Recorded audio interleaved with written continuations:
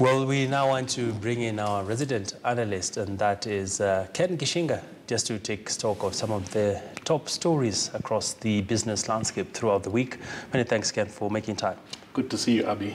And first off, we've seen a lot happening when it comes to building bilateral trade ties between Kenya and her trading partners. The country actually recently received the Swiss president, who held talks with President Uhuru Kenyatta, and one of the big outcomes of that meeting was asset recovery, where Switzerland will be repatriating some of the monies that were retrieved from Anglo-leasing. And what does this signify really, Ken, in the war on graft? Indeed, that was one of the big talking points during the week when President Alain Berset came to visit President Uhuru Kenyatta on a two-day state visit. And of course, he talked about many things, the Big Four agenda. But you're right, the fight against corruption seemed to have been given center position. So what does that really mean? This is recovering money all the way back from Anglo-leasing and returning it back to Kenya. This asset recovery is not something new. You remember only last year, we had the Chicken Gate scandal funds returned back to Kenya, and those proceeds were used to buy ambulances for the county. So it's something that has been happening, but what's happening now is they're giving it a more legal framework and they're giving it more teeth. And for instance, these funds that we anticipate to get, and looking at the deficits we have, will it sort of be a boost for the country or not?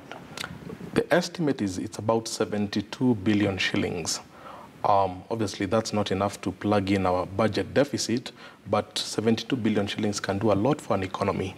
If you look at just tarmacking a road, it takes about 80 million shillings to do a 1-kilometer road.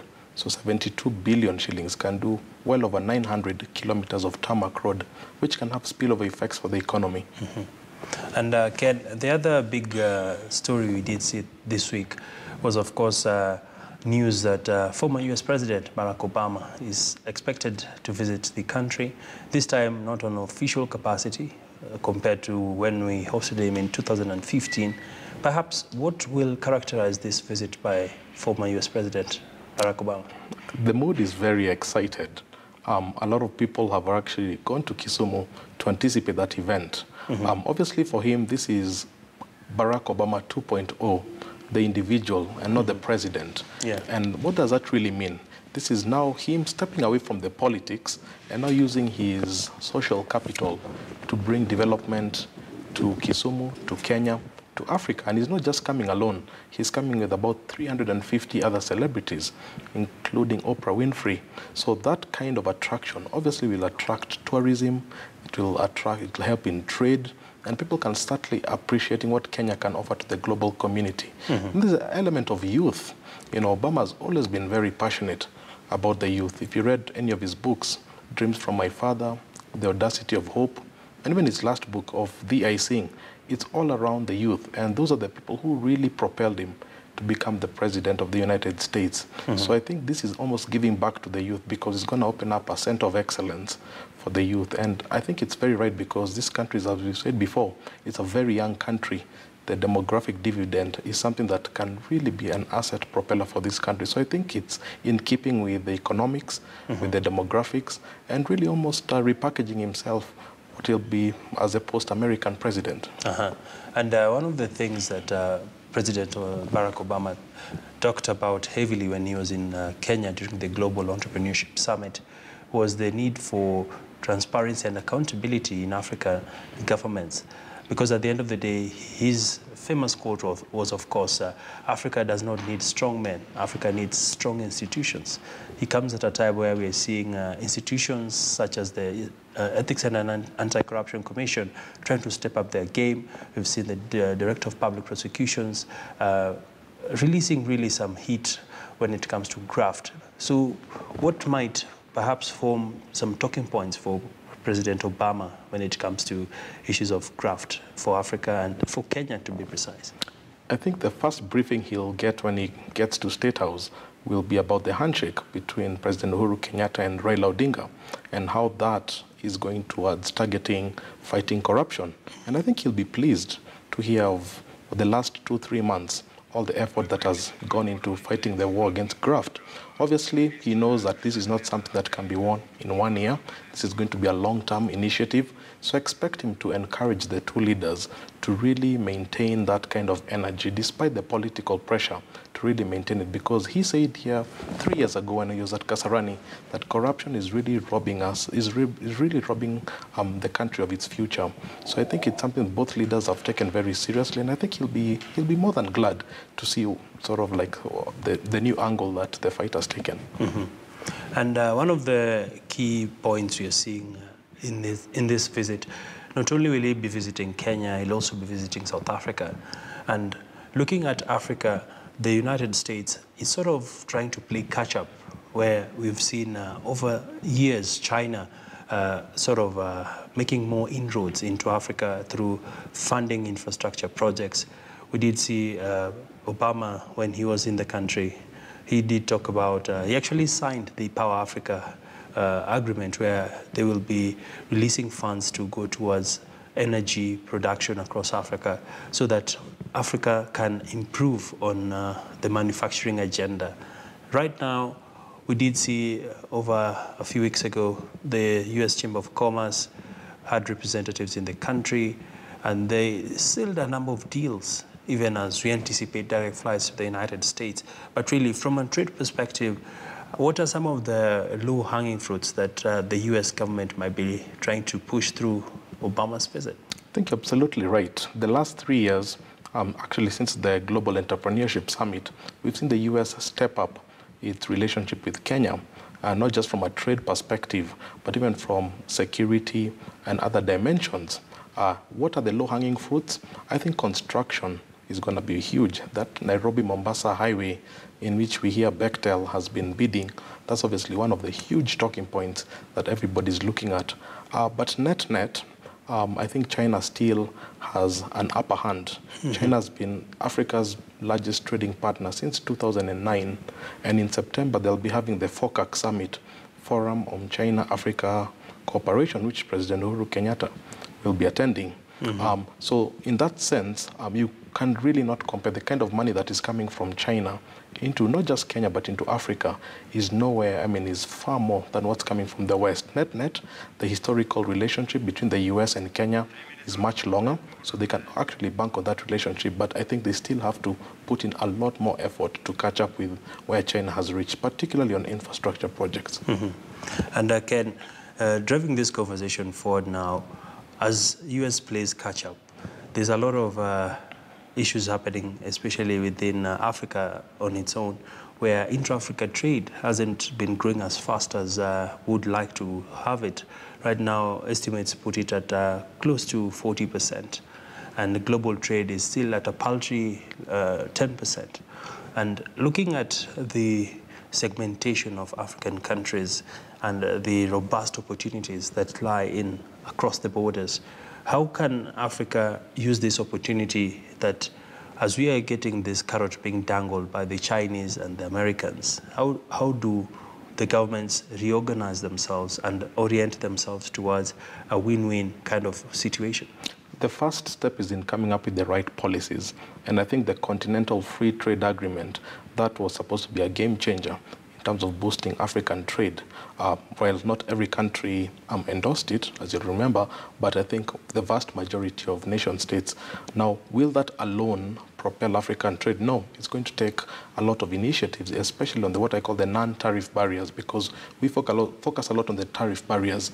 But on the non-tariff barriers, there's still a lot of political economy challenges that prevent it. So I think the people in the trade departments have the hardest. They have to do a lot of heavy lifting in terms of boosting. If you look at Kenya and Uganda, Uganda used to be Kenya's largest trading partner only a few years ago. Correct. But if you look at what's been happening at the border, they really needed support of people like Trademark East Africa to really be able to align, because there was a lot of double taxation on those borders, so it needed a lot more input from other partners such as Trademark East Africa. And I think that's the kind of heavy lifting that needs to be done along the borders. All right. And Ken, before we go for a break, one of the other aspects that is sort of people are really looking forward to is the direct flights to the United States. And we did hear, of course, the Transport Cabinet Secretary, James Macharia, indicate that everything so far is moving on smoothly, and we expect the maiden flight in October to New York. But away from the razzmatazz that has sort of dominated the talk around this, about it will improve tourism, it will improve trade, but what are the specifics? Give us a scenario where we've seen direct flights to a country. How does it really touch on, for instance, the SMEs? How can counties tap into this? I think a lot of people have very high expectations early on, and they might be disappointed. Typically what happens, because it takes time to build momentum, to build a route. So the first flight might be full, but I will not be surprised if from September to December we still have almost half capacity, because it takes time to build in momentum in some of these routes. That said, there's a huge potential, especially in horticulture. If Kenyans can be able to target the American market for the horticultural produce, which is almost 80% of our export market, then that can be an amazing opportunity for SMEs, for people in the cargoes, to be able to take advantage. But it takes time, because in America you have the Food and Drug Administration, and which has very tight legislation on what kind of food products can come from abroad. Oh, yes. So even the farmers here have to understand what are the needs in terms of fertilizers, in terms of inputs, because a lot of people assume now you have direct flights, you can just send your products, but there's still a lot more in terms of preparation that you have to. Interesting insights there, Ken Gishinga. Well, we want to go for a quick break, but just to recap our Twitter poll question today, we're asking you, what are your expectations, even as the upcoming visit by former US President Barack Obama is just under 48 hours from now? What are your expectations? Share with us on social media. You can tweet us back on @KTN News, or you can tweet me @Agina Abi, and you can use the hashtag KTN Business. Well, for now, we take that quick break.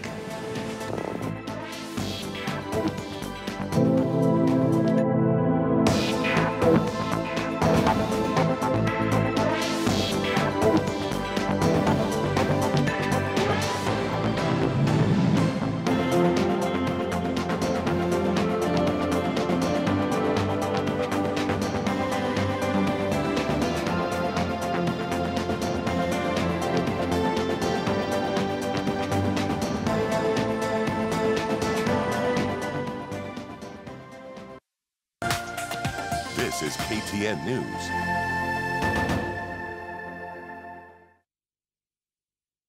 Ni makala yanayozileta pamoja jumuiya za kimataifa. Tanzania yetu ambayo tulikuwa tunaijua kwa sasa hivi imekuwa tofauti kidogo. Kujadili masuala ya kimsingi katika mabara husika. How many people must leave that country for us to realize that it's time for us to act? Ukienda South Sudan ina madini mengi. Why can't we make Africa strong? Hapa tutakujuza vyanzo vya matukio. Hii mambo ya watu kuiba mali ya Wakenya, haki ya Mungu itaisha. Tutakujuza pia ndimi za ughaibuni. He listens to ill advice from illiterates like things like this. Yote kwa mkupuo na ushirikiano, kwani kila pembe tuko ange. Rajabu Hassan, Willy Lusige, Abula Ahmed katika kaunti ya Machakos. Hapa ndo kwako, hapa ndo kwetu, na hapa ndio kwa wanajumuiya. Afrika Mashariki ni mashua katika KTN News.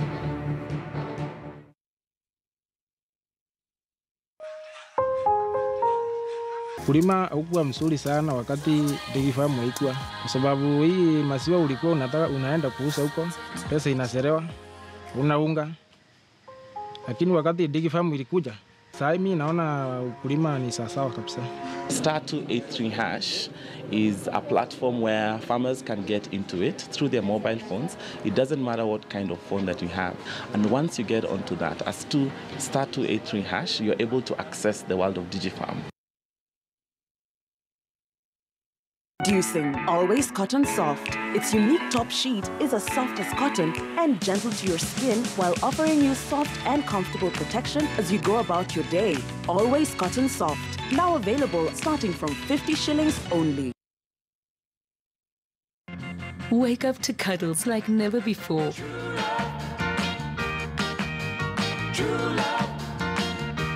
With new Pampers Baby Dry, their first and only diaper with 1, 2, 3 channels that help distribute wetness evenly, so it does not sag like ordinary diapers and stays drier for mornings full of cuddles. Pampers, wishing you love, sleep and play. This is KTN News.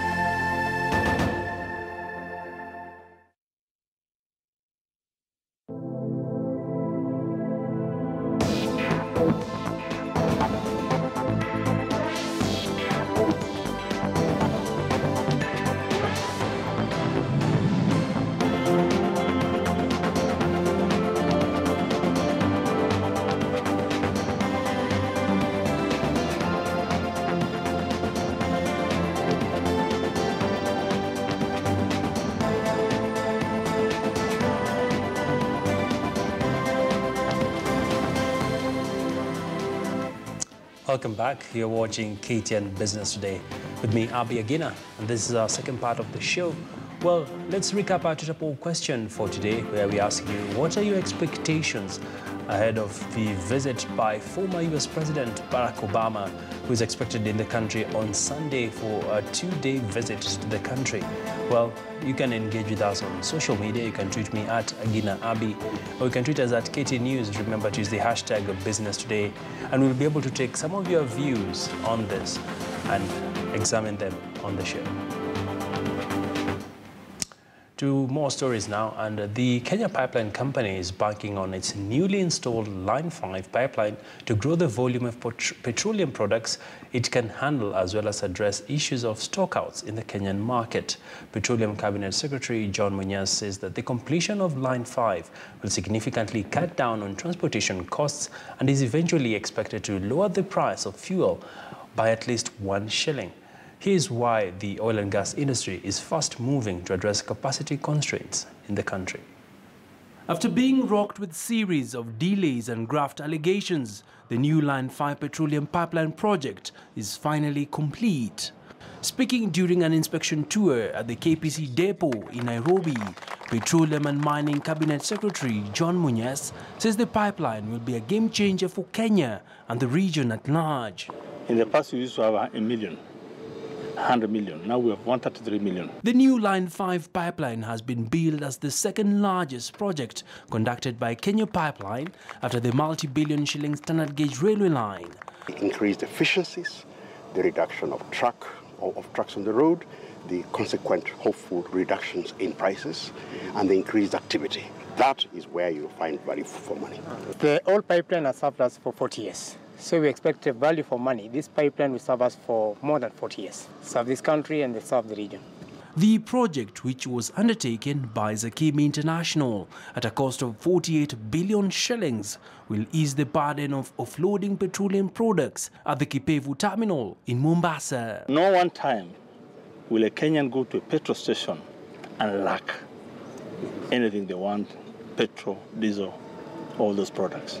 Through the new pipeline, ships ferrying all products will be able to offload much faster thanks to additional capacity of the new line, which will significantly cut on demurrage costs, which form part of the cost of fuel. Completion of the Line 5 terminal here at the Kenya Pipeline is expected to boost storage capacity to 338 million litres, giving a lifeline to Kenyans who might see cheaper petrol in the long run.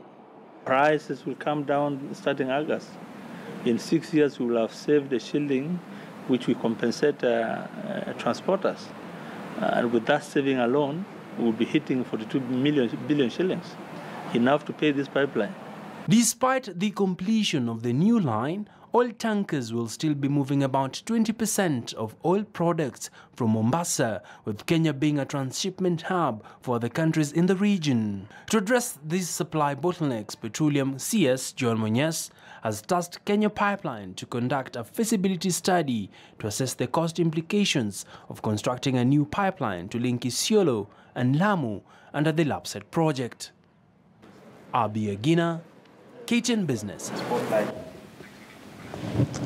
So we have a segment that is known as Throwback Business. So think how life would be in today's world without television sets or if they are there, but to broadcast only in two colors, or black and white, as it was in more than 3 decades ago. These televisions of old are the center of focus in this week's edition of Throwback Business by Tobias Chanji. Great Wall is a type of television that was the in thing in the years of late 80s and early 90s. Although externally they are red in color, it's ironical that they only broadcasted white and black pictures. They say old is gold, a phrase supported by Mzee Benjamin Nzioka, who owns a Great Wall. Hii television nilinunua mwaka wa 1989. Ndipo nilinunua hii TV. In today's world, television are everywhere. This is so different on how it was in the past, where only few owned one. Those who owned included chiefs, teachers, medical practitioners, and others who only acquired them through loans. Hiyo area yetu kulikuwa na mzee mmoja tu alikuwa na hii TV, na hata si eti alinunua na pesa. Ajabu ni mzee alitafuta mtu akamkatia kipande cha shamba, ndiye akampatia hiyo TV, ameletea TV na battery. Wakati huo ilikuwa inawika kweli, manake tulikuwa tunakusanyika pamoja zote pale kijijini kwetu, na tulikuwa tunakaa pamoja, tunaenjoy kuangalia mambo ya mipira. Mwanzo walimu wameteseka sana kuhusu TV ya Great Wall. Because mwalimu hii TV pengine kama ilikuwa inauzwa hata kama ni 10,000 wakati huo, walikuwa wanaenda kwa ART ile malipo ya polepole, wanaitishwa wanakuwa double price. Kama ni inauzwa 10,000, wanalipa polepole, wanakatwa shilingi 20 ndio upate TV kama hii. Those who witnessed the era have much to say, including major challenges like lack of sharp and clear pictures. Kwa kweli huwezi kujua mtu amevaa nguo gani. Unaweza kuona mtu amevaa nguo tu kama ni black, utaona changes. Kwa hivyo kuonesha kwamba hapo hatua imepigika ya kutosha. Mara kidogo upepo imepiga aerial, mmoja anakimbilia nje, anaenda nazungusha, unasikia hapo, acha hapo. Hapo kidogo tunaona kidogo, mara pengine mtu azumiwe itoke kubwa ndio unaweza mtu fulani, lakini bila hiyo unaona tu watu ndani mchele, hata uwezi tofautia huyu ni nani na huyu ni nani. Alafu ajabu by then pia ilikuwa uwezi jua huyu ni mzungu, ni Mwafrika. In those days, TV was not just watched the whole day as it is nowadays, but would air for less than 6 hours, after which stations would close. These were days where men controlled almost every electronic equipment. Wakati huo pia TV ilikuwa uwezi fungua TV kuanzia asubuhi mpaka jioni. Ilikuwa TV inafunguliwa pengine kama kuanzia saa 7 ama 9. Wakati huo mimi nilikuwa naona watu zaidi ya 10 wanakuja, tunakaa pamoja.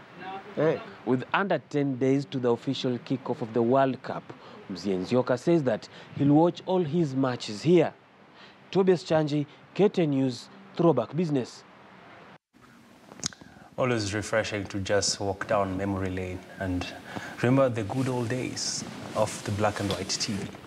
Well, let's recap our Twitter poll question once more. Today we're asking you, what are your expectations, even as former US President Barack Obama is expected in the country?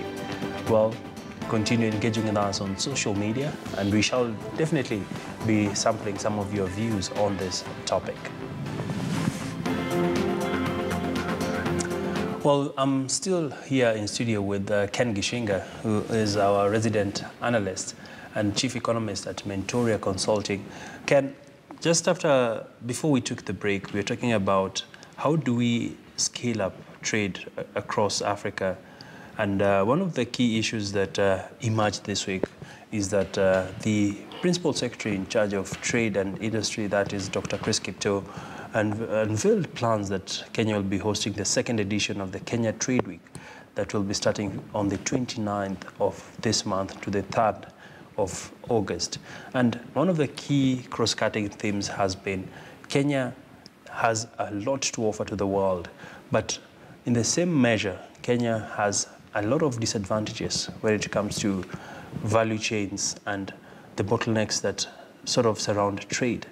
And one of the big issues that will be taking center stage in this trade week this coming month is the fact that how can Kenya accelerate manufacturing so that we can be able to export more by moving from the current 9% to about 15% of GDP?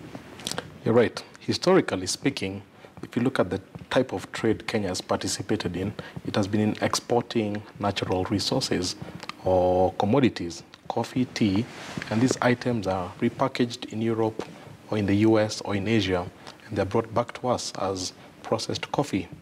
Now you've talked about manufacturing because that brings it closer home, but it's not such an easy conversation because it involves fixing a lot of things. It involves looking at the cost of energy, it involves looking at the cost of labor, it involves looking at contractual innovation in terms of intellectual property rights, because if you have a manufacturing company here and it has its own intellectual property, can your country safeguard that intellectual property, or can it be stolen by the peers? So it's a question that has so many layers, and sometimes I think we just focus maybe on one area and you forget there's a whole, there are several layers. Now that trade conference that you've alluded to actually now looks at those other issues and asks a new question. Why do we always have to trade with Europe and the US? Why can't we trade more with Algeria, with Guinea-Bissau, with Lesotho? Those are the things, but it begins with a diplomatic relationship with those countries. And you'll find even flights to some of these countries, some of them are non-existent. KQ alone has possibly one of the biggest routes to the African continent, but there are small countries where there are no direct flights. If you look at countries like Botswana, they've been looking for a direct flight for the longest time. So I think it begins the diplomatic relationships, and I'm glad to see the Kenyan Ministry of Foreign Affairs announcing that it's going to open up 16 new embassies across Africa and Asia. I think for me that's the right, because once you have those embassies open, then you have trade conversations and you have businessmen visiting each other. Then you have airlines opening up those corridors of transport. Then now you have trade going through. You really can't have trade until all those other, as you say, bottleneck issues are resolved. And one of the other top stories this week was, of course, Tanzania receiving its first Dreamliner. And the president for Tanzania, John Pombe Magufuli, was very bullish, saying that this is a major milestone for Tanzania, which has been, of course, struggling to have its aviation sector back on its feet. What does this mean for Kenya Airways? It means they should expect a lot more competition. The airline industry is going to be far more competitive with Tanzania coming on board. Uganda has plans to come on board. Ethiopian Airlines has been buying jets like crazy over the last 2-3 years, and South African Airlines. So I think a lot of people are fighting for that position of who can be considered to be the entry point of East Africa. Ethiopia wants that tag, Kenya wants that tag, now Tanzania wants that tag, because there's a lot of reward that comes with that tag of being the entry point. Multinationals want to set up there. So in as much as an airline might be making losses, there's still a lot more profitable surplus to the cities in terms of attracting investment. So I expect a lot more competition, not just for passenger traffic, but even for cargo traffic. And Ken, looking at the global news now, we've seen a lot happening in the UK in relation to Brexit. And one of the stunning outcomes was the resignation of David Davis. Correct. And of course, Boris Johnson as well.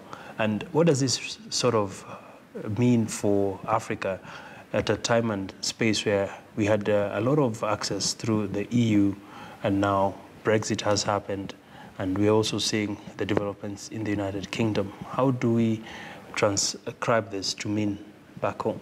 It came as a major shock because Boris Johnson was one of the biggest advocates for the Brexit. And in fact, he was given that docket because he's one of the biggest advocates for Brexit. Now that he's left Theresa May's high table, then it really means that the current government has a lot of challenges in really defining a clear path on what Brexit means. One of the biggest criticisms I've received is they're not very clear about whether it's going to be a hard Brexit or a soft Brexit. Now, what does that do to countries like Africa? It introduces a lot of confusion.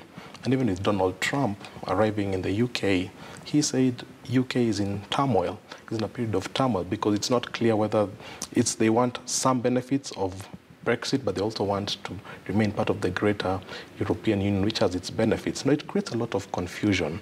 And if you put that together with the US-China trade wars, that also adds a level of confusion. So what I've always said is now we are living in a far more unpredictable world. And that's why you're finding smaller countries like Kenya exploring new partners, new trade partners, because the traditional trade partners can no longer be depended upon.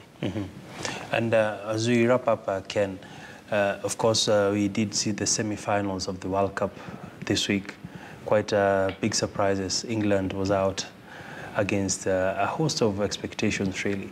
But let's talk about what the World Cup has done in terms of looking at people buying the jerseys. Right. The members of parliament have traveled to watch the match. We've seen the reactions on social media. Kenyans just raising the question, why use taxpayers' money to go watch the World Cup? And of course, for the Russian economy, it was at stagnation for some sort of years back. And right now we are seeing some stimulation of the economic activity in Russia. What does this mean also for the Russian country? I think it's a resurgence of Russia because since the invasion of Crimea, a lot of sanctions have been applied to the Russian state in terms of who they can sell oil to. And you know, oil is what really drives the Russian economy. So for the last 3, 4, 5 years, they've had a very difficult time. Now this is almost introducing not just the monetary effect, but even what I call the soft power.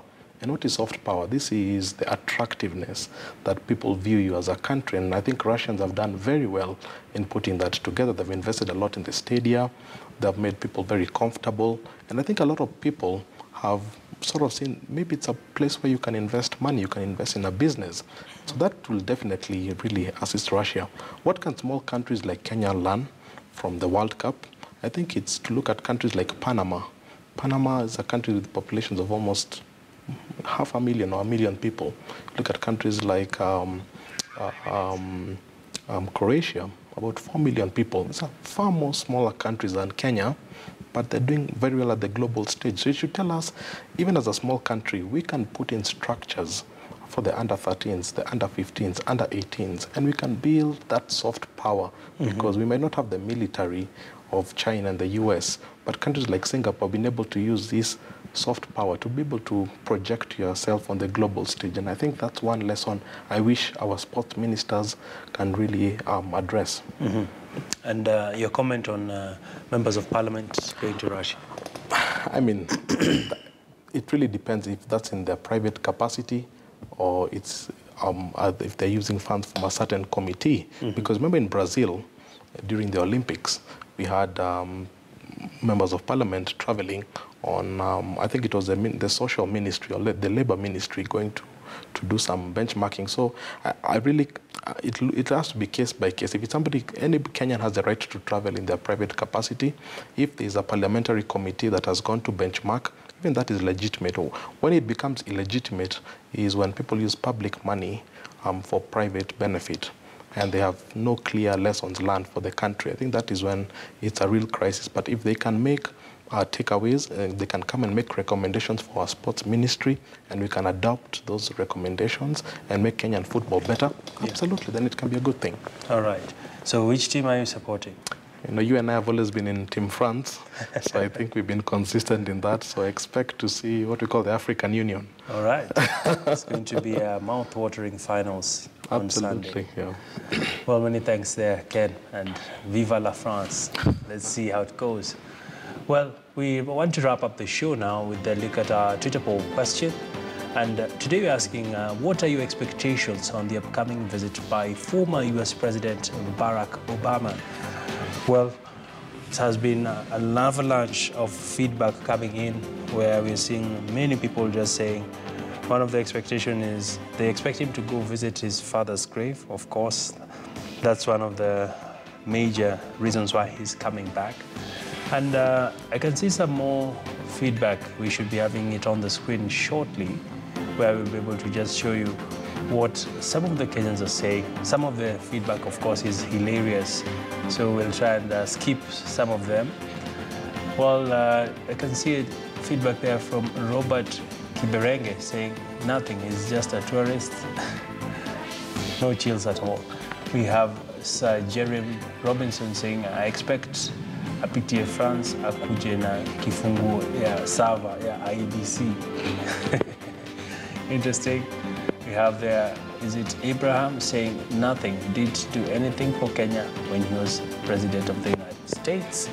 Another one here from, all the feedback is very negative today. I don't know why.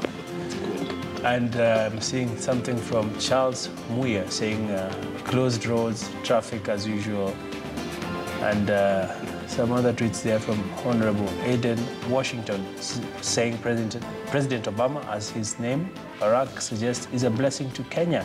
Expect him to bring lots of investors to the country. Well, we wrap it up on that one positive tweet on the expectations ahead of the upcoming visit by former US President Barack Obama. Well, my name is Abe Gina. That's where we leave it at for the show for this week. It's been a pleasure bringing you the business news throughout the week. Well, I leave you in the hands of our Swahili team, which will be taking you forward with more stories that have been making headlines across the country. From me and the entire team, have yourselves a lovely weekend ahead.